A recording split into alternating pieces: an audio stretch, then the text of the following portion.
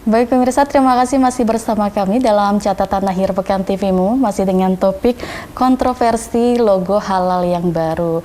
Tadi juga Prof juga sudah sampaikan mengenai logo halal yang baru ini harusnya disepakati oleh secara keseluruhan oleh umat dan bangsa. Nah Prof, kalau kita berbicara mengenai simbol, nah dari agama Islam sendiri bagaimana sih Prof? Apakah ada begitu yang mengatakan atau hukumnya mengenai simbol atau logo secara komunikasi visual Prof? Nggak ada secara spesifik tentang aturan seperti apa gambar-gambar yang simbol itu. Tapi aturannya secara umum dilarang simbol yang melahirkan kemusyrikan. Kalau dulu kan simbol-simbol binatang, simbol-simbol manusia, ya gambar-gambar manusia yang dikhawatirkan nanti lama-lama akan dijadikan sesembahan. Yang kedua mungkin simbol itu jangan menggoda orang melakukan kejahatan, termasuk kemaksiatan itu, sehingga simbol itu harus melahirkan akhlak yang karimah, yang melahirkan itu. Kalau simbol itu nanti umpamanya orang, mohon maaf, orang telanjang, nah itu kan melahirkan pornografi yang akan melahirkan niatnya tidak baik dari orang-orang, melanggaran terhadap agama, termasuk kesyirikan yang nanti orang secara akidah menyembah atau membelokkan hatinya dari tauhid atau merusak akhlak, ya.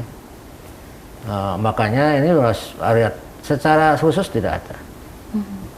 Ud'u ila sabili rabbika bil hikmah wal mau'izatil hasanah wajadilhum billati ahsan.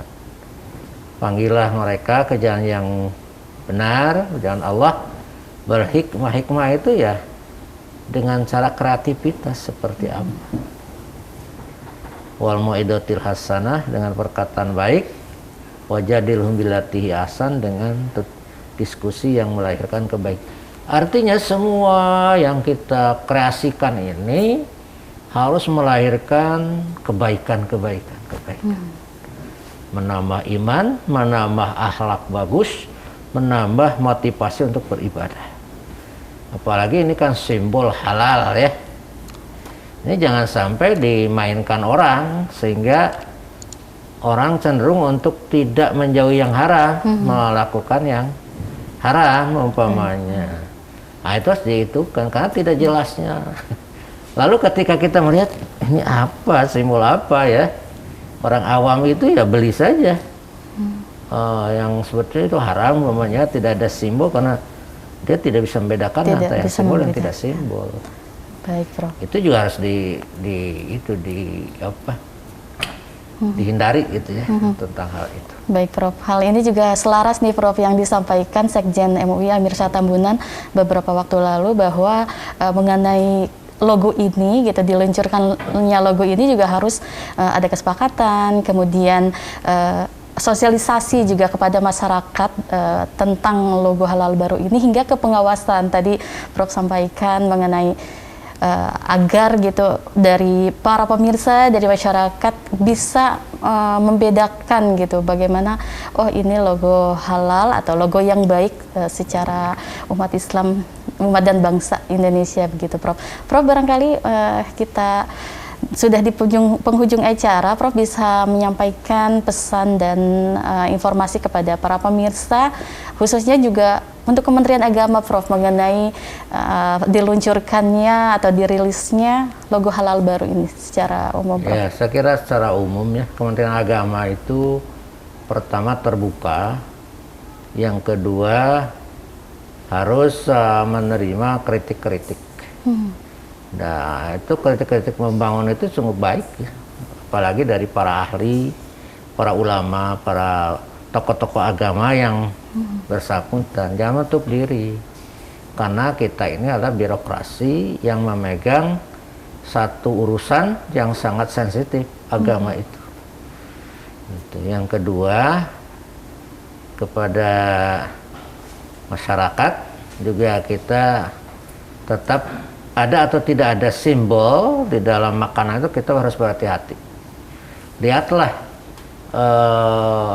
dari sisi etiket tag semacam informasi dari kandungan isi barang-barang itu. Kalau yang meragukan jangan dibeli. Ya. Karena kita khawatir juga ada kecerobohan dalam hal pemberian simbol halal itu. Ya. Yang ketiga juga ya kita secara itu kan Allah sudah mengatakan pamane beturo pimah masotin jadi kalau terpaksa, tidak karena keinginan dan tidak karena kesenangan, ya tidak apa. Kalau seperti kita sedang berada di sebuah negara yang tidak ada simbol halal, lalu kita termakan, ya itu tidak apa. Tapi jangan sampai kita sudah yakin bahwa itu yang kita makan itu jelas haram lalu kita makan.